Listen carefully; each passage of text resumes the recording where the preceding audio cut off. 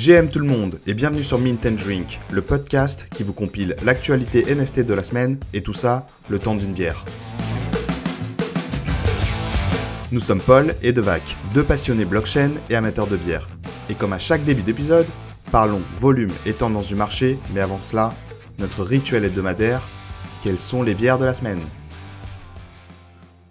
C'est parti, bonjour tout le monde. On va parler de ce qu'on boit aujourd'hui tout d'abord et ça va être super intéressant parce que il est 10h28 du matin, on est samedi 9 juillet et nous n'avons pas encore bu d'alcool avec Devac évidemment. Moi je suis au thé perso en ce moment, je me fais un mois sans café. Je sais pas ce que tu prends le matin moi en général toi. Eh ben moi ça va être drôle parce que je viens de commander ma machine à café Nespresso parce que je buvais pas de café, j'étais au thé tout le temps et ça me manquait un peu le café quand même. Et donc du coup j'ai commandé, elle arrive la semaine prochaine. Ouais, j'ai commandé mais... Ça fait combien de temps que tu buvais pas de café ? En fait chez moi je bois pas de café, c'est quand je suis au bureau, de temps en temps je bois un petit café de temps en temps, mais chez moi j'ai jamais de café, j'ai pas de cafetière en fait. Mais du coup à partir de la semaine prochaine je vais reprendre le café. Mais moi je pense que j'en bois trop en fait, j'en bois en moyenne 3 grandes tasses le matin, plus, je sais pas, un ou deux expressos l'après-midi. Et c'est vrai que ça fait too much. Et tu vois, avec un petit et tout ça, c'est bien. Niveau sommeil, tu vois, je me dis, est-ce que ça pourrait pas être une bonne idée ? Et effectivement, je dors vachement mieux. Bref. On parle un peu du marché, du NFT, etc. Donc cette semaine avec Devac, on vous a compilé un peu toutes les news qui se sont passées dans le milieu. On va parler dans un premier temps des volumes et du sentiment global du marché. Et la bonne nouvelle, c'est qu'on a un peu le sentiment d'avoir un bottom sur le marché. Ouais. On va vous détailler tout ça tout de suite avec les volumes sur OpenSea. Qu'est-ce qu'on peut dire, Devac ? Alors, sur le mois, donc pour l'instant on peut pas vraiment lire le mois parce que on est que le 9 juillet, mais je vais reprendre directement le volume journalier. Oui. On voit que sur les 2 derniers jours, le volume commence à réaugmenter. Donc on était sur un bottom à 16 millions, 15 millions. Par là, jour ? On repasse là à 18 par jour. $2 ? $2, oui, par jour. Et donc là, on repasse là sur les 2 derniers jours à 18, 19. Donc c'est quand même beaucoup plus... Enfin, c'est positif quand même. Enfin, je vois, en tout cas sur ce graphe, on voit que ça remonte. On a vu le bottom et on voit que ça remonte en juillet. J'aurais pas parié sur ça quand même. En juillet, je me suis dit c'est une période où tout le monde part en vacances. Ouais, les gens vont en vacances, tout ça. Mais apparemment, on verra ce que ça va donner en août. Mais en tout cas, juillet, c'est intéressant. Après, il y a le nombre de NFT vendus par mois. Et c'est là où on s'était dit, en regardant le graphe, on voit que déjà au 9 janvier, on a vendu à peu près 500 000 NFT. Donc au 9 janvier. Alors que sur le mois dernier, on est à 1,5 million. Donc c'est quand même assez positif. On a fait un tiers déjà du mois dernier, alors qu'on n'est que le 9. Ok, d'accord. Enfin, tu parlais du 9 juin ou du 9 janvier ? 9 juillet. Ah, ok. En fait, on est 9 juillet. Sur ce mois-ci, on a vendu à peu près 500 000 NFT. Ah, ok. Le mois dernier, donc le mois de juin, on a vendu 1,5 million. Donc en 9 jours, on a fait déjà un tiers du mois précédent. Donc en fait, on va avoir un mois en termes de nombre de NFT échangés sur OpenSea qui sera ISO par rapport au mois d'avant, qui était lui-même ISO par rapport au mois d'avant, qui était lui-même, etc. Et en fait, il n'y a jamais eu de baisse du nombre de NFT échangés. Si on garde le même trend, non ? Là, c'est vraiment c'est ça qui est important à comprendre pour tous les gens qui nous écoutent, c'est que en fait, effectivement, on a une grosse baisse en termes de dollars ou en termes d'Ethereum, pareil. On a une grosse baisse de ce qui se passe dans le monde des NFT sur OpenSea. Mais ce qui est vraiment intéressant, c'est que le nombre de transactions n'a pas bougé depuis le début d'année. Ouais. Et donc, Devac et moi, on trouve que c'est un super signe. En fait, ça montre que l'intérêt continue à être là, surtout si on regarde aussi le nombre d'utilisateurs actifs sur OpenSea, qui a un peu baissé entre le tout début d'année et maintenant, mais c'est pas fou. Janvier, 546 000 utilisateurs. Juin, 400 000 utilisateurs. Donc oui, il y a une baisse, mais c'est pas un crash. C'est pas un départ massif des utilisateurs qui disent « Ok, ça sert plus à rien, je vais faire autre chose de ma vie ». Juillet à date, on est à 170 000. Vu le trend, je pense qu'on va arriver sur à peu près les mêmes niveaux que le mois de juin. Et je serais pas surpris que dans les mois à venir, on voit un peu plus de personnes arriver. Donc la courbe remonte un petit peu au niveau des utilisateurs. Moi, je trouve que le seul impact qu'il y a eu vraiment, c'est le prix de l'Ethereum qui a vraiment chuté. Donc en USD finalement, en fait, si on calcule tout en USD, oui, c'est sûr, parce que impacté par le prix de l'USD. Exactement. Mais l'engagement qu'il y a et la dynamique d'OpenSea concrètement, elle est toujours là. Enfin, les chiffres le prouvent. On est bearish sur les prix, on est bullish sur la techno et l'utilisation. Côté whale, je sais pas si on a fini pour les volumes. Je pense que côté whale, ouais. Alors il y avait, tu sais, le petit graphe qu'on s'était dit, un nouveau petit graphe qu'on voulait il est trop montrer cool, le volume par utilisateur en USD. Donc c'est vraiment voilà le volume de NFT vendu, enfin tradé quoi, concrètement par utilisateur. Donc alors là, on a les chiffres journaliers. Il faudrait peut-être qu'on le retrouve par mois, peut-être, pour que ça soit... C'est par semaine. Ah, c'est par semaine. C'est par semaine. Ouais, regarde. Ah oui. À chaque fois, tu bouges de 7 jours. Donc sur les dernières semaines de juin, on était dans les 1700, 1800, entre 1400 et 1700 dollars de NFT tradés par personne. Début juillet, on est déjà à 4000. Donc on reprend les volumes de avril-mai par utilisateur. Donc, bullish. Ok. Bon, super intéressant. Côté whale, du coup, pour ceux qui ne connaissent pas, au cas où, dans le jargon, les whales, ce sont les baleines, ce sont les plus gros portefeuilles du marché crypto, les gens qui ont énormément d'Ethereum. Et donc, parmi les whales, on aime bien... Si tu veux, on peut même donner un peu plus de détails pour rappeler sur le whale, parce qu'en fait, on utilise un site qui s'appelle NFTgo.io, et donc du coup il y a une petite définition qui est justement notée sur en tout cas le tracking il prend en compte justement 1500 whales, à peu près 1469 whales qui représentent à peu près 24% du marché. Ok, donc tu as un quart du marché qui est géré par 5,6 milliards. Ok, voilà. D'accord. Et donc c'est des portefeuilles qui sont aujourd'hui estimés à un peu plus de 5 milliards effectivement. Exactement. De dollars de cap. Et donc, avec Devac, ce qu'on aime beaucoup faire, c'est on aime regarder ce que font les whales. Pourquoi ? Parce que souvent, ce sont elles qui font le marché. C'est elles qui font bouger les classements des collections parce qu'elles sont capables d'acheter massivement une collection. Parfois, malheureusement, on entend des histoires où certaines se mettent d'accord pour gonfler artificiellement certaines collections, mais quand on regarde dans les grandes lignes, la plupart du temps, ça donne le sentiment du marché des gens qui connaissent très bien le marché et qui ont beaucoup de sous et qui sont prêts à engager pas mal d'Ethers dans des collections. Donc on regarde beaucoup ce que font les whales parce que ça donne un peu vraiment les tendances du marché. Ouais. Et donc du coup pour la troisième semaine consécutive, on est toujours sur du hard block à fond la caisse. Et justement, j'aimerais bien qu'on fasse un petit focus sur le NFT art en fait, où on en est, qu'est-ce qu'il faut regarder. Aucun évidemment conseil d'achat ni quoi que ce soit. Mais c'est bien de se renseigner sur les NFT artistiques après avoir passé autant de temps sur tout ce qui est PFP et collection un peu plus business. Exactement. C'est ce qu'on disait la semaine dernière, que pendant le bear market, souvent, toutes les collections, en fait, l'art en général, pas spécialement dans le Web3, c'est quand même un safe haven où on sait que les prix de ces assets ne dévaluent que très peu, en fait. Donc, voilà, c'est pour ça que les whales investissent énormément sur ces projets. Et donc du coup, c'est vrai que t'as raison, il fallait qu'on fasse un petit focus dessus pour sortir un peu des PFP. Donc comme d'hab, Hardblocks, le premier. Le premier, numéro 1, Hardblocks en ce moment, on en a déjà parlé avec notamment les Chromie Squiggle la semaine dernière. Je vais en reparler après.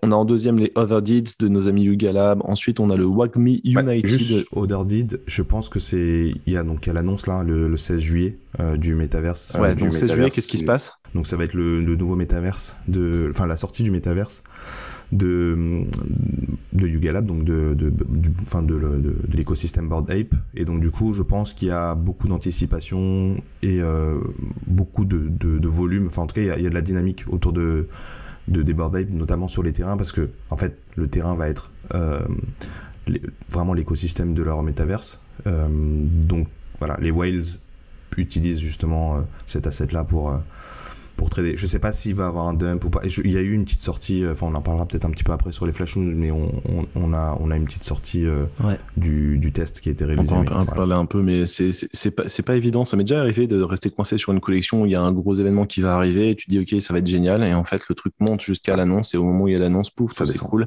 et là t'es deg et tu te dis pourquoi. En fait, ouais, c'est compliqué, et je pense que l'art revient beaucoup grâce justement à ça, c'est-à-dire que quand tu achètes une œuvre d'art NFT, il n'y a aucune expectation en fait, il n'y a aucun événement, il n'y a aucune attente, il n'y a aucun, aucune promesse business, ni roadmap, ni quoi que ce soit, c'est juste une œuvre d'art, point barre. Et donc, j'ai écouté il y a pas longtemps un nouveau podcast avec Kevin Rose et donc son podcast Proof, et il parlait justement de ça, du fait que c'est des collections qui sont hyper valuable dans ces moments-là, parce que c'est des collections où encore une fois il y a pas de promesse derrière, quoi. Ouais, la valeur intrinsèque. Ouais. Donc tu ne peux pas être déçu. Et donc en troisième, WAGMI United, tu nous en avais parlé la semaine dernière, Devac, je me souviens. Ouais, je vous ferai un petit update juste après sur le lancement, cool. etc. Trop cool. En quatrième, on voit toujours les ENS, on en a parlé la semaine dernière, les fameux petits noms de domaine Ethereum qu'on peut attribuer à son wallet pour faciliter l'envoi de crypto pour les gens qu'on ne connaît pas. Et en cinquième, je ne connaissais pas Dirtbirds, ça m'a l'air d'être un mock-up entre les Moonbirds et les Goblins. Ouais, les trois collections qui suivent là, Possessed, Killabirds et Dirtbirds, je ne connais pas trop. Je pense que c'est Dump. Ouais, je pense. Huitième, Clonex. Donc ça revient un peu sur le devant de la scène avec la news dont on a parlé la semaine dernière et dont je vais vous reparler tout à l'heure. Et en 9e, Artefact et Takashi Murakami, c'est le POAP. Pour ceux qui ne connaissent pas, un POAP, c'est un Proof of Attendance Protocol. Et ça veut dire quoi? En fait, c'est un jeton que tu chopes à partir du moment où tu as prouvé que tu as bien été en vie réelle dans un événement. Donc tu assistes à un événement et en retour, tu chopes une preuve NFT que tu as bien assisté à cet événement. Et tous les gens qui sont allés à la galerie Gagosian en mai pour voir l'exposition de Takashi Murakami avec Artefact ont chopé ce petit logo qui bouge de Artefact, et donc ça remonte un petit peu, c'est normal. Ça a été lancé, ça a été droppé, je crois, il y a 2 jours. Intéressant. Et en dernier, officiel WAGMI, je sais pas quoi. Pump and Dump, ouais, je pense. On switch sur les news de la semaine, donc je pense qu'on peut faire le lien avec, si tu veux, enfin, vu qu'on était sur Clonex, l'écosystème Clonex, on peut continuer. Allez, on parle un peu de Clonex. Donc du coup, bon, t'as peut-être pas forcément suivi tout ça. J'aime bien ce que fait Artefact. Je suis pas mal ce qu'ils font parce que il y a beaucoup d'innovations, et comme très peu de projets de ce type-là, ils ont jamais, à ma connaissance, connu de bugs ou de soucis ou d'incidents techniques, ce qui est assez remarquable vu la densité de ce qu'ils produisent. Et donc, ce qui est cool, c'est que voilà, la collection iconique de Artefact, c'est les clones X, et donc tu en as 20 000, ce sont des personnages qui sont faits en 3D, contrairement à pas mal de collections PFP qui sont plutôt des dessins. Là, c'est vraiment un visage qui est fait en 3D, et donc pour tous les collectionneurs de cette collection a été droppé le 4, donc c'était lundi, le fichier complet 3D de son clone X. Alors concrètement, c'est pas un NFT, c'est simplement un fichier 3D que tu peux télécharger à partir du moment où tu prouves que tu possèdes le NFT, et ça te permet de faire quoi? Ça te permet derrière de modifier en fait ton avatar, ou en tout cas de pouvoir le contrôler complètement en 3D. Tu peux le charger dans un logiciel gratuit qui s'appelle Blender, qui te permet en fait de faire la 3D. C'est un peu comme un Photoshop du 3D, et donc tu peux derrière faire des animations de ton clone, pouvoir l'insérer comme une espèce de filtre, un peu comme à la Snapchat, où en fait tu danses et puis il y a ton Clonex par-dessus toi qui danse. Derrière, je ne comprends pas bien les implications et les use cases de ça, mais j'imagine que l'idée, c'est de pouvoir utiliser ton Clonex dans n'importe quel jeu vidéo. Voilà, de pouvoir importer ton fichier 3D n'importe où bon te semble en fin de compte. Donc ça va être un peu ton avatar, c'est ça, sur un métaverse qui pourra être interopérable. Ouais, et il me semble que c'est la première fois qu'un projet NFT drop le fichier 3D complet d'un avatar, histoire de pouvoir l'utiliser vraiment à peu près n'importe où. Ok, intéressant. Il me semble que tu peux le customiser, je sais pas dans quelle mesure, parce que ce serait pas juste, si tu as un Clonex basique, de pouvoir lui rajouter des traits hyper rares. Donc j'ai l'impression qu'on peut le modifier, mais je sais pas dans quelle mesure tu prouves que c'est vraiment le vrai Clonex ou c'est quelque chose de modifié. Et voilà, c'est un projet un peu plus, quelque chose d'un peu plus technique et un peu plus intéressant pour les geeks qui font partie de cette communauté Artefact. Donc on parle bien de la collection Clonix qui était sortie il y a plusieurs mois, c'est ça? Ou c'est décembre? Ouais, c'est ça. Ouais, okay. C'est cette collection qui était sortie en décembre exactement. Est-ce qu'il n'y a pas eu trop d'utilité entre-temps? Ils n'ont pas trop build derrière le projet? Si. Ils ont, enfin, en termes d'utilité, c'est jamais évident de voir, mais ils ont quand même créé une basket Nike, la première basket Nike virtuelle. C'est quand même pas rien. Airdroppé au honneur de Clonex.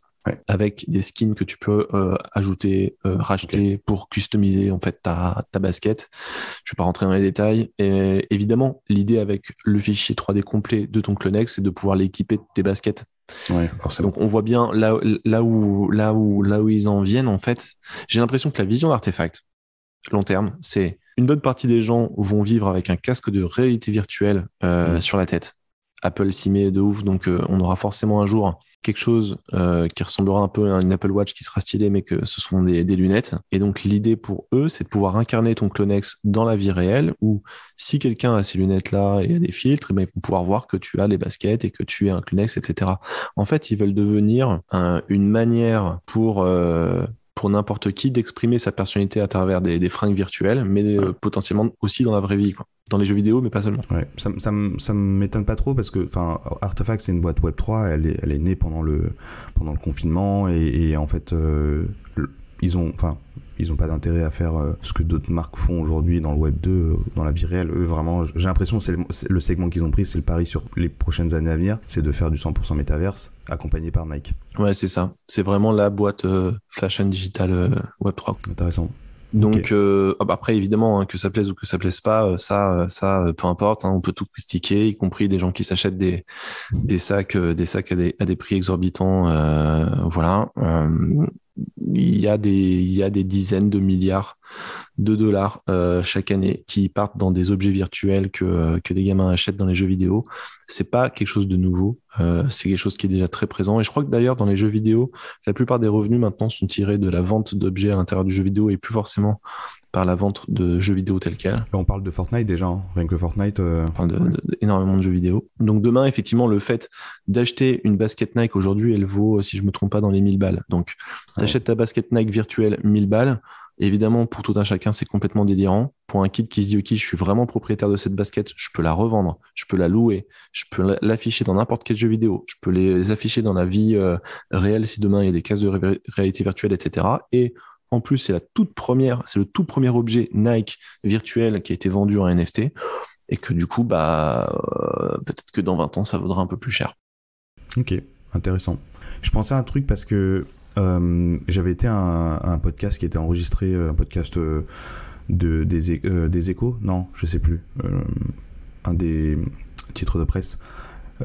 Qui était enregistré en live il y a plus d'un mois et en fait ils ont fait le podcast chez Station F et il y avait et donc c'était sur le métaverse en fait le podcast et donc du coup il y avait un speaker Yacine je crois il s'appelle de la boîte qui s'appelle Kinetics donc lui il est CEO de cette boîte là, au fondateur même, et en fait j'ai l'impression cette boîte là fait à peu près la même chose. En fait ce qu'ils ont fait c'est qu'ils ont build une technologie qui te permet de créer des avatars pour le métaverse juste avec ton téléphone. Donc en fait tu te filmes avec ton téléphone en vidéo et ça le transpose via du machine learning et te crée un avatar que tu peux utiliser justement dans le métavers. Franchement ça avait l'air assez solide parce qu'elle a levé 11 millions je crois en mai, quelque chose comme ça, backé par des gros. Il y a Xavier Niel, sympa. Il y avait le fondateur, il parlait du fondateur de After Effects, enfin tu vois il y a quand même des gros du milieu. Il disait qu'il était parti justement aux États-Unis pour aller lever des fonds parce que c'était un peu plus compliqué en France, et il y a même le Sandbox qui est derrière, enfin voilà, et franchement c'est plutôt bien fait parce que je me souviens que c'est très visuel hein, comme techno, mais je vous invite à aller voir justement Kinetics, Kinetix, Kinetics, et voilà, c'est une startup qui fait des avatars les métavers, ça va pardon, interopérables. Ouais, évidemment. Les métavers, on va voir comment ça se passe. Ça va mettre du temps à se mettre en place. Hein. Nous, avec Devac, aujourd'hui, là, dans ce podcast, on est plus pour parler de NFT parce que c'est plutôt là-dedans que ça se passe aujourd'hui, plutôt dans les métavers, on va dire. Ouais, c'est un peu trop tôt. C'est un peu tôt. Les technos sont pas encore au point. D'ailleurs, en parlant de ça, j'ai vu un article qui montrait qu'il y a eu un drop d'utilisateurs par mois sur Decentraland et Sandbox, qui remet un peu en question tous les investissements de toutes ces boîtes qui ont acheté des terrains, tu sais, à des centaines de milliers d'euros. T'as fait un tour un peu dans les métavers ou pas, toi ? Je me suis connecté à Sandbox. Je me suis un peu ennuyé. Moi, je suis allé dans Decentraland et pareil. Hein. C'est pas très beau. Ouais, déjà oui. Tu sais, moi j'ai joué à World of Warcraft il y a très longtemps, donc j'avais l'impression quand même que WoW, c'est un espèce de métaverse aussi, mais sauf que tu t'amuses un peu plus parce que c'est un jeu quoi. Ouais. Là je tourne en rond, je savais pas quoi faire, j'avançais, mais après il y a peut-être, je suis peut-être pas allé aussi loin en ayant, je sais pas, suivi des challenges, il y a peut-être des événements spéciaux, tu vois, mais là vraiment, après voilà, c'est peut-être trop tôt, on verra, je pense que ça prendra pas cette forme spécialement dans le futur, mais bon voilà, petite parenthèse de métaverse, mais ouais, on verra. Intéressant. Je voulais parler rapidement de ce qu'on savait pas à l'épisode précédent. Et donc du coup, juste pour corriger, on dit bien Sorare. J'ai regardé des vidéos du coup de Sorare, et donc c'est pas Sorare, c'est Sorare. Okay. Et ensuite, oui, c'est bien les Doodle qui ont inventé, du coup il y a pas longtemps, il y a 3 semaines, le concept de bucket auction. Le bucket on verra auction. si on le revoit. Voilà, si vous savez pas de quoi on parle, réécoutez l'épisode de la semaine dernière, vous allez tout comprendre. Sorare. C'est Nicolas Julia, c'est ça? Le patron ouais. qui le disait. Ouais, je l'ai vu dans une interview avec Kylian Mbappé, ouais, il disait ça. Ah, oui, si lui-même dit ça, c'est que c'est la bonne manière de prononcer. Ça doit être ça. A priori, oui. Je peux faire un petit update si tu veux sur Wagmi. Ouais, vas-y. Chaud. Wagmi. On vous avait parlé de ce projet-là il y a... Il faut faire gaffe parce qu'il y a plein de trucs qui s'appellent Wagmi. Ouais, c'est un peu confusant, Wagmi. Ouais, c'est chiant. C'est juste que c'est un acronyme, mais qui est assez répété dans l'écosystème. C'est comme Minté, c'est comme GM, tu vois, c'est Meta. Mais ouais, le problème c'est que tout le monde s'appelle Wagmi. Bon, là c'est Wagmi, comment ils appellent United. ça ? Wagmi United, voilà, pour faire le lien avec le foot. Et donc oui, on avait parlé de ce projet qui avait été initié il y a plusieurs mois par une boîte Web3 qui avait racheté un club de L2 qui s'appelle, je sais plus comment, ça me reviendra, on le notera. De L2 UK, je précise. De L2 UK, ouais, exactement. Et en fait, donc ils devaient justement sortir une collection de NFT backée par Adidas, équipementier de ce club, et backé aussi par des gros, on va dire, influenceurs et des personnes qui drivent le marché, donc les Gary Vee, les G-Money, etc. Ils étaient derrière le projet. Donc c'était sûr que voilà, ça allait prendre beaucoup d'ampleur. Et en effet, il y a eu le drop. Donc c'était sur pré-mint, donc il fallait c'était un raffle. Okay. Donc tout a été minté forcément, et la collection sur OpenSea elle est montée, je crois qu'elle a commencé à 0,4 en Ether, est descendue à 0,35, donc pour l'instant c'est stable. Bon, ça fait que 2 jours, on parle ça a été minté le 7 juillet, on est le 9, donc pour l'instant on n'a pas vraiment une tendance. Je veux dire, je pense qu'il faut attendre au moins une semaine pour voir comment ça évolue, mais voilà. 0,35 de floor et 281 Ether en volume. Donc c'est pas le plus gros lancement, mais c'est assez solide, ça reste dans le top des projets qui sont tradés. On voit que les whales, sur whale, on voit que les whales sont très très intéressés aussi. Le truc c'est que vu qu'il y a un seul item qui représente le NFT, il n'y a pas vraiment de diversification sur la collection, donc c'est juste une image animée qui représente le NFT. Il y a 4400 owners dessus, donc voilà, je pense qu'il y a un peu moins de dynamique. C'est vraiment des personnes, soit ils sont fans de ce club et ils veulent vraiment participer, parce que les utilités c'est vraiment prendre les décisions, parce que ça va être un DAO en fait. Okay. Donc faut prendre des décisions sur le futur donc ça va être pour potentiellement les recrutements, etc. du club. Donc, voilà, c'est vraiment, je pense, soit les fans ou soit les traders qui veulent juste faire du quick buck avec la collection. Donc voilà. Et je sais pas si tu as vu sur OpenSea, ils ont ajouté une nouvelle feature qui s'appelle Best Offer. Non. C'est juste à côté de Floor Price.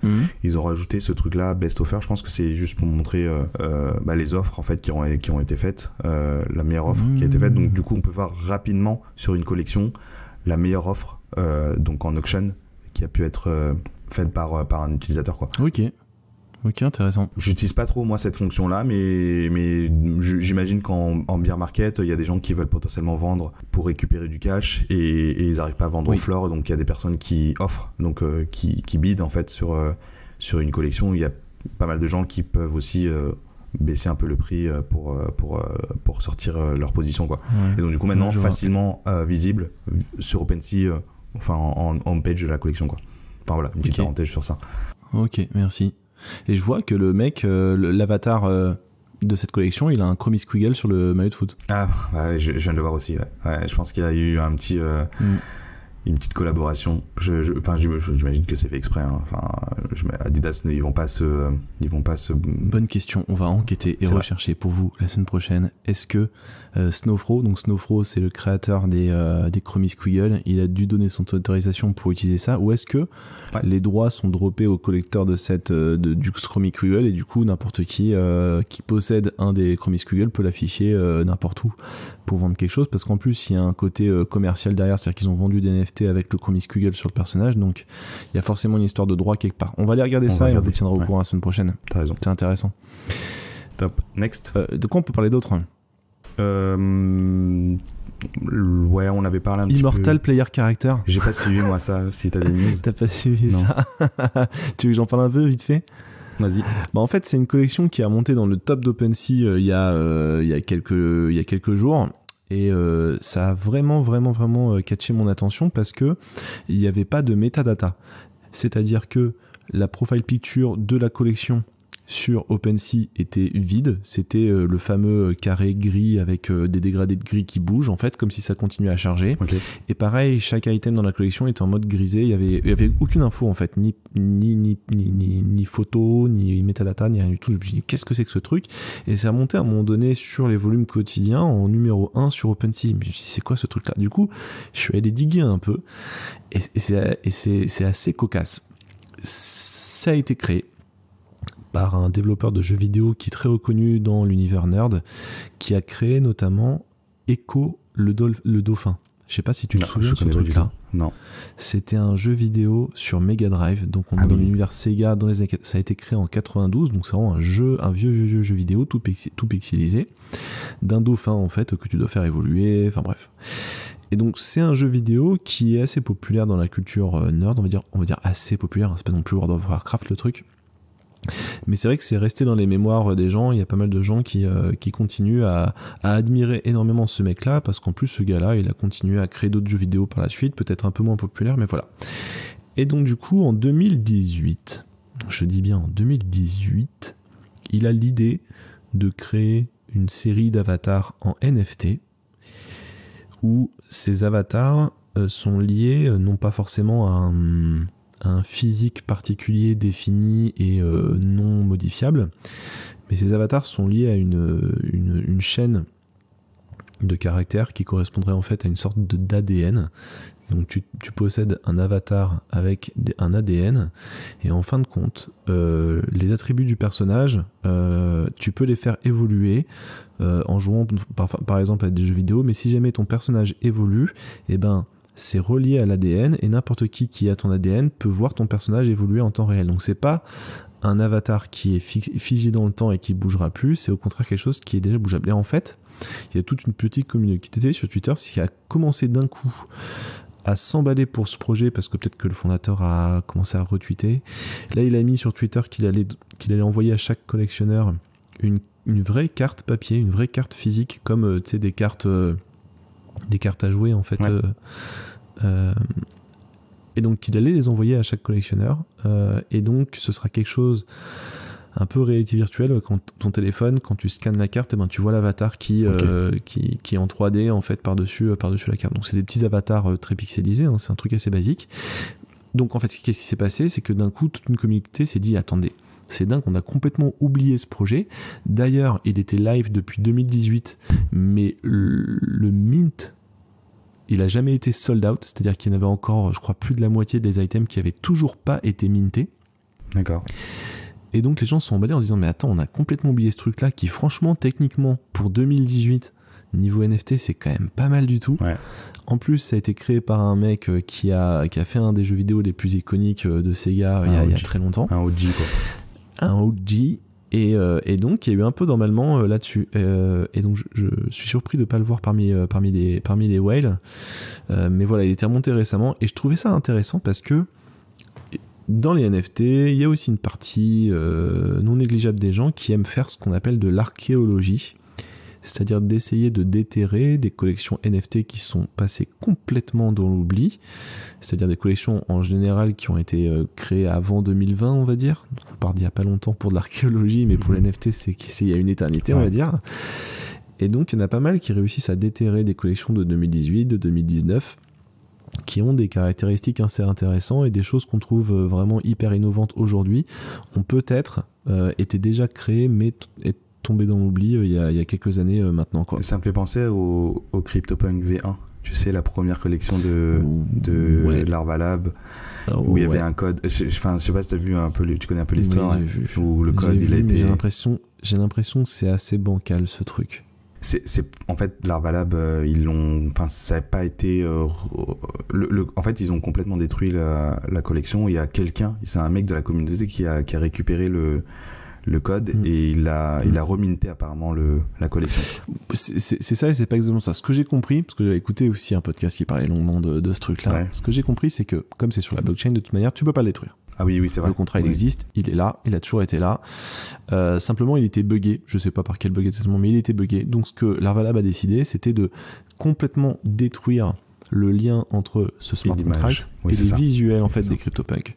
Et donc ce que ces gens-là ont fait sur le CryptoPunk V1, je saurais pas l'expliquer exactement, mais visiblement ce qu'ils ont fait, c'est qu'ils ont simplement copié-collé la collection CryptoPunk entre guillemets V2, enfin la vraie quoi, et l'ont peut-être réassocié quelque part à ce contrat en se disant etc. Mais tu vois, c'est un peu comme si Picasso avait fait un brouillon de Guernica, une étude, en fait, une pré-étude de Guernica qui lui plaisait pas, etc., et qu'il a décidé de détruire. Mais le vrai Guernica, tu vois, c'est le second, tu vois. Ah ouais. Là, c'est un peu pareil, en fait. C'est vrai qu'il y a eu une première version des CryptoPunk buggée, etc., et comme c'est sur la blockchain, Larva Labs ne peut pas la détruire. Ne peut pas la détruire. Mais il n'en reste pas moins que... la vraie collection des CryptoPunks, c'est la collection des CryptoPunks que Larva Labs a vraiment approuvé, quoi. Ce premier brouillon, je pense que c'est normal qu'il valent beaucoup moins. Et le bug, je peux t'en parler. En fait, j'ai lu un truc justement dessus hier. Ouais. C'est drôle. En fait, c'est pas vraiment un bug, c'est une erreur que les développeurs ont fait dans le code du smart contract. D'accord. Dans le smart contract, en fait, un revendeur de la collection NFT. Donc par exemple, moi je vais essayer de le expliquer mieux. Si je te revends mon CryptoPunk V1, je garde le NFT et je récupère ta thune. En fait, l'acheteur, il envoie l'argent, en fait les Ethers, mais il récupère pas le NFT. Donc c'est ça le bug qu'il y avait. Le bug, non, en fait c'est une erreur dans le code du smart contract, quoi. Et donc du coup ils ont dû complètement abandonner le projet parce que du coup c'est pas viable en secondary market d'avoir cette erreur qui est complètement dans le code. C'est un autre truc qui rend très excitant tout ce marché des NFT, c'est que contrairement au Web 2 entre guillemets, quand tu crées un smart contract et que tu le lances sur la blockchain, tu ne peux plus le modifier. Enfin, tout ce qui est on-chain n'est plus modifiable, et donc par conséquent développer un smart contract, ou je dirais plutôt une application décentralisée, parce que c'est plutôt de ça dont il s'agit, ça requiert une attention très particulière sur tous les détails qui peuvent coincer, parce que si il y a un bug quelque part, c'est tombé. J'ai vu pas mal de projets qui ont été lancés par des gens plus ou moins connus, qui ont été buggés. Je me souviens des Akutars qui ont été droppés, et normalement les frais de gaz ou le différentiel entre le prix final et le prix payé par les gens devait être remboursé aux gens qui ont payé un peu trop. Enfin, il y avait un système de remboursement, et ce qui s'est passé, c'est que cette cagnotte de remboursement a été complètement bloquée pour toujours dans la blockchain. Je crois qu'on parle de à peu près 50 millions de dollars qui sont perdus. Enfin, ils sont pas perdus, on sait où ils sont, on sait exactement où ils sont, mais ils sont totalement irrécupérables. Et de manière forever bloqué dans la blockchain quelque part. C'est ça qui est ouf. Et ça me fait penser aussi que c'est vrai que dans le Web 3, on a vraiment une façon différente de développer un produit, parce que dans le Web 2, en fait, justement, tu fais un POC, tu fais même un MVP, produit minimum viable, avant de lancer vraiment Là, c'est vraiment l'inverse. En fait. Tu es obligé de lever des fonds pour bien backer, faire des tests, faire 50 tests, etc. avant de lancer, parce que si tu fais c'est marrant. OK, c'est forever. En fait, il faut se dire que dès qu'il y a un truc qui sort, même par une grosse collection, c'est super intéressant de voir est-ce qu'il va y avoir un couac, un bug, quelque chose ou pas, quoi. C'est stressant. Ça va être très stressant. Bref. On continue. Qu'est-ce qu'on avait d'autre à raconter de sympa ? Moi, je peux te parler de Revotu. Je suis tombé sur ce projet-là. Chaud. C'est une boîte, en fait. Connais pas du tout. Hyper intéressant. Pas du tout. T'as pas entendu parler? En fait, c'est une boîte. Alors, Revotu, c'est une boîte croate, Web3. Donc, c'est dans l'Europe, encore une fois. Moi, je reste beaucoup dans l'Europe, dans la France, parce que j'aime bien la dynamique que ça prend dans notre région. Et donc, du coup, oui, c'est une boîte Web3 croate qui lance justement un nouveau système d'abonnement à Netflix et Spotify dans un premier temps, à vie en NFT. En fait, concrètement, ils ont une collection de 10 000 NFT où les users, en fait, qui mint ou qui hold le NFT, ils reçoivent une carte de crédit digital pour payer l'abonnement gratuitement, du coup, parce qu'il y a des fonds qui vont être ajoutés par Revotu. Et donc, du coup, tu hold ton NFT, tu payes pas Netflix et Spotify, c'est la carte bancaire digitale de débit qui va gérer ça. Demain, si tu revends ton NFT, la carte s'autodétruit parce qu'elle est linkée à un smart contract et le nouveau holder va recevoir une nouvelle carte de Revotu pour payer les abonnements. Ouais, donc j'imagine que... Ah ouais, d'accord. Donc il va y avoir un marché secondaire de ouf sur tout ça, quoi. Exactement. En fait, alors là, pour l'instant, l'idée, c'est de donner vraiment le contrôle aux personnes qui sont sub, en fait, de monétiser, envoyer ou même vendre l'abonnement qu'ils utilisent. Donc si, je sais pas, Netflix sort des contenus hyper attractifs, etc., potentiellement le prix du NFT va monter. Donc voilà, t'es impacté aussi par rapport à la boîte qui va produire le contenu. Et puis dans un futur, ils voudraient aussi potentiellement mettre un système de location du compte que tu n'utilises pas. Donc voilà, tu vas potentiellement générer un peu dans le même système que le staking, de générer justement de l'argent ou des tokens, je sais pas comment ils vont le développer, mais en justement louant ton NFT, donc louant tes abonnements Netflix et Spotify. Et ils pensent déjà rajouter d'autres plateformes derrière le projet. Donc là, pour l'instant, il y a Spotify et Netflix intégrés, et demain, rajouter d'autres abos. Donc ils vont faire des partenariats, je pense. Trop cool. Voilà. Trop cool. C'est marrant, c'est une nouvelle utilité. Franchement, je l'ai pas vu venir celle-ci. Une nouvelle utilité basée sur du NFT pour un use case qui est complètement réel. Parce qu'en plus, t'es abonné à vie, quoi. T'économises, je sais pas, Netflix, c'est quoi? C'est entre 12 et 15 euros par mois. Un abonnement Spotify, ça peut être à peu près au même prix. Si tu prends l'abonnement famille, c'est un peu moins cher, mais voilà, tu holds un NFT, tu payes pas ses abos tant que c'est là. Ouais. Et voilà. Alors, je sais pas trop comment la boîte, elle peut être rentable derrière. Le système, le business model, je l'ai pas encore vraiment bien compris. Il y a certaines choses aussi que j'ai pas très bien compris. Par exemple, quand tu possèdes un compte Netflix, t'es obligé de donner ton nom. T'as aussi le contenu qui change par rapport à l'adresse IP. Comment ils gèrent cette situation-là? J'ai pas encore vraiment digué pour avoir ces informations-là. J'ai un peu regardé le système un peu technique, donc avec les cartes de crédit virtuelles qui s'autodétruisent, mais je suis pas allé encore je referai des recherches parce qu'il y a pas beaucoup d'articles qui parlent de ce projet-là encore. Ça a été lancé ou pas encore? Ou c'est juste une idée pour l'instant? Ça a été lancé, okay. Je crois. Alors en tout cas, je sais pas si les NFT sont disponibles, mais le projet, il a vu jour. Et ils ont l'air d'être assez solides, les Croates, en tout cas les fondateurs, ils sont assez tech. C'est super, c'est canon. J'avais entendu parler, j'avais écouté l'interview du fondateur de Premint, qui était super intéressante parce que justement il a un peu un modèle comme ça où il a pas voulu faire un abonnement. Pardon? Sur Proof.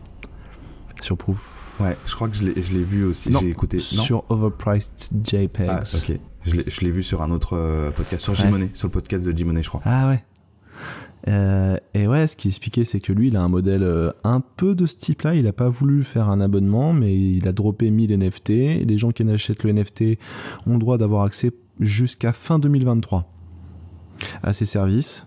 Après fin 2023, ils auront forcément un accès privilégié au prochain NFT qui permettra de continuer à utiliser le service pendant 1 an, 2 ans, etc. Donc c'est pas un truc à vie non plus. C'est pas non plus un abonnement par mois. C'est plutôt j'achète le NFT, je sais que j'ai accès au service pendant 2 ans, je peux le revendre quand je veux si je veux. Et lui, son intérêt, c'est de faire en sorte que le service soit le plus qualitatif possible pour que ses utilisateurs, si jamais ils veulent revendre le NFT, avec des royalties pour lui du coup derrière, se fassent de l'argent alors qu'ils ont utilisé le service derrière, quoi. Ouais. Mais c'est vraiment un nouveau modèle de rémunération pour du SaaS. qui est vraiment super intéressant. On pourra deep diver là-dessus sur un prochain épisode peut-être, parce que ça peut changer beaucoup de choses. Et ce mec-là justement disait que avoir besoin, quand tu as un abonnement fixe à 10 balles par mois, quand tu es une entreprise, ton seul objectif c'est d'avoir le plus d'utilisateurs possible. Ouais. Alors que quand tu as un nombre fixe d'abonnements, par exemple 1000 NFT, point barre, il n'y en aura pas plus, ton focus il est complètement différent. Ton focus il est de concentrer sur ces 1000 mecs-là et faire en sorte que ces gens-là soient putain de contents de ton service. Ouais, c'est focus produit quoi. Et ouais, ça change la manière, ça change la manière de gérer ta boîte et de gérer ton service apparemment. Je trouve ça hyper intéressant comme système, comme business model. Après, c'est vraiment, c'est aux antipodes de ce qui se fait dans le Web 2. Hein. C'est vraiment l'opposé de ce qu'on voit. Ah, c'est de l'expérimentation, comme beaucoup de choses qui se passent ici. Voilà, je sais pas, t'as d'autres news ? Non, j'ai pas tellement d'autres news. Moi, tu vois, ça me fait penser ce qu'on discute aujourd'hui et qu'on pourra faire des deep dives sur des sujets, pas forcément news, mais... Ouais, des sujets un peu plus macro, hein, concrètement, c'est des tendances. Je peux te parler rapidement de Reddit, parce qu'il y a eu une grosse news aussi sur Reddit. J'ai vu passer ça vite. En fait, ils ont sorti, ils sortent une marketplace NFT sur Reddit, donc ils sont assez, ils avaient déjà sorti une collection. Non, pardon, je sais plus s'ils avaient sorti une collection. En tout cas, ils ont fait un peu comme Twitter. Tu pouvais mettre en avatar ton NFT et afficher que tu avais un NFT, que tu avais la propriété, etc.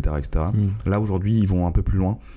Ils sortent une marketplace NFT avec 87 NFT vendus directement. 87, donc du coup, différents NFT. Donc, il n'y a pas de limite de collection. Qui valent entre $9, enfin entre $10 et $100. Ah, donc tu peux acheter n'importe lequel de ces 87, mais ils sont dispo, chacun d'entre eux est dispo en édition illimitée. Quoi. Exactement, ouais. Et donc, du coup, l'utilisateur possède l'IP de son NFT.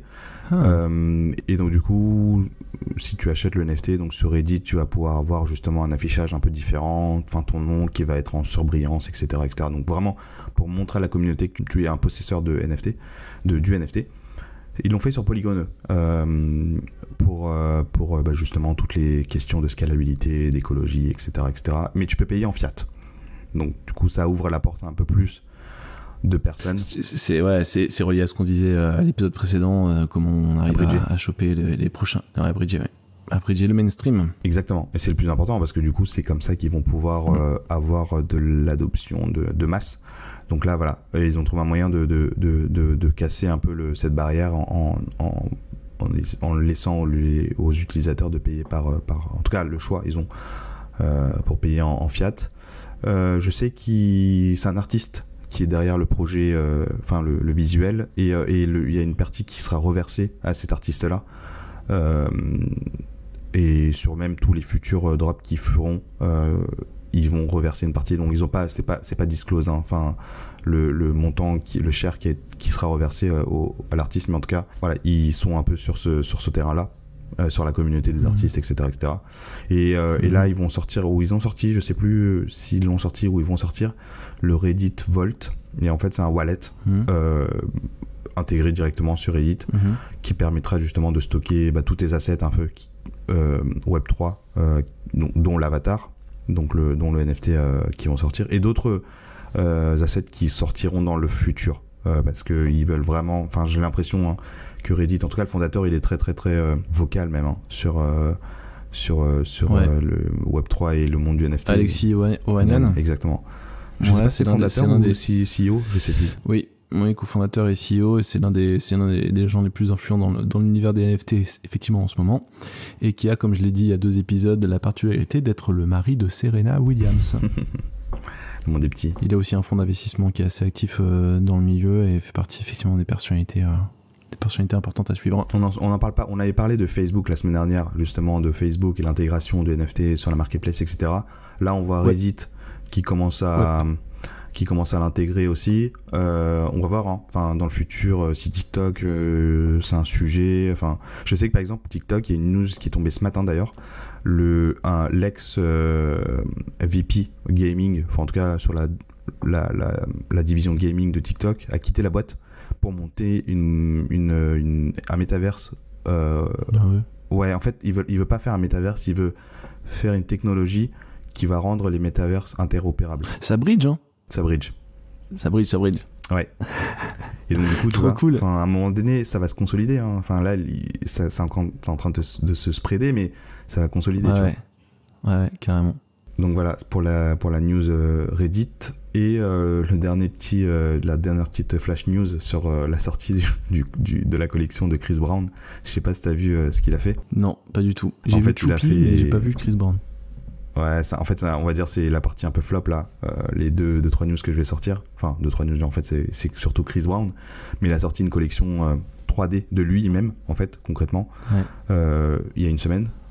Ouais, c'était vers le 1er juillet. Il l'a pricé à 0.35. Donc déjà, il l'a pricé plus haut que la tendance. Ouais. Aujourd'hui, la tendance, elle est à peu près à 0.1 et même free mint avec des royalties à 5-7%. Ouais. Et donc, du coup, ça fait moins cash grab forcément parce que si c'est free mint ou les prix il est plus faible, ça force les fondateurs à build derrière, donc build des utilités sur les collections NFT. Alors lui, non, il a mis 0.35 direct. Ça représente à peu près $400 au prix de l'Ether d'il y a une semaine. Et concrètement, l'utilité, c'est juste offrir, en tout cas, c'est offrir des concerts VIP de Chris Brown et faire des rencontres, donc soit vidéo call ou soit en live avec lui, en fait. Bad buzz, 3%. Okay. Seulement 3% de la collection a été sold. Donc du coup, il y a un énorme reliquat, concrètement. Et personne n'a voulu racheter son truc. Donc il sort une collection NFT. Donc en fait là on voit un peu le travers de ces stars un peu américaines ou même ces stars concrètement qui veulent jouer justement sur leur réputation pour faire concrètement du cash grab avec des prix assez élevés, etc. Ça prend pas. Voilà. Tu peux taper Chris Brown, le mec qui a vendu un des mecs qui a vendu le plus de CD à l'époque. Même en bear market ou en bull market. Ça prend pas quoi. Et il y a eu d'autres flops, j'avais regardé, il y a eu d'autres flops. Il y a dans les derniers mois, il y a eu John Cena aussi, tu vois, le mec qui fait du comment on appelle ça, du catch. Exactement, du catch, voilà. C'est un mec qui fait du catch. Il avait sorti une collection de 500. Il y en avait que 37 qui étaient vendus. D'accord. Donc John Cena, c'est un mec assez réputé dans le monde du catch. Franchement, c'est. Okay. Et pareil, Ubisoft qui avait fait aussi un flop, tu sais, avec ils avaient sorti une collection de NFT dans le jeu Ghost Recon. Ils avaient sorti une espèce de marketplace où tu pouvais acheter et trader en NFT. D'accord. La communauté gaming, gros backlash. Et vraiment, ils ont pushback énormément, ils se sont fait insulter, etc. Faudrait diguer pour voir peut-être que c'était mal foutu techniquement ou peut-être que c'était pas vraiment décentralisé, va savoir. Ouais, mais ils l'ont fait assez tôt parce que c'était à plus de 6 mois. Ils l'ont fait. D'où l'importance de la communauté dans tout ce que tu fais. Ils ont pas, je pense qu'ils ont pas de communauté derrière. Ils ont pas écouté et ils ont voulu sortir potentiellement cette marketplace pendant le bull, la hype, etc. Ça a pas pris du tout. Ils sont revenus en arrière concrètement, Ubisoft. Donc voilà, il y a quand même des flops dans cet écosystème. Et je pense aussi qu'il faut en parler parce que c'est important. T'as tout à fait raison. Grave, tout ne marche pas et c'est pas automatique. Effectivement, on pense beaucoup qu'on met le mot NFT ou métavers ou autre chose sur nos presses et paf, d'un coup, tout va marcher. Mais non, c'est pas du tout le cas. Les collections qui marchent vraiment, elles ont vraiment du mérite parce qu'elles se sont vraiment battues pour choper la commu, avoir un truc techniquement nickel qui bug pas, avoir des visuels stylés pour tout le monde, avoir une vraie utilité derrière. Et ainsi de suite, et ainsi de suite, et ainsi de suite. Et les gros projets qui marchent aujourd'hui ont démontré énormément de skills sur beaucoup de sujets hyper différents. Il va falloir qu'on wrap cet épisode. Yes. Merci beaucoup de nous avoir suivis. Merci Devac pour tout. Et puis on se revoit la semaine prochaine pour redécortiquer toutes les news.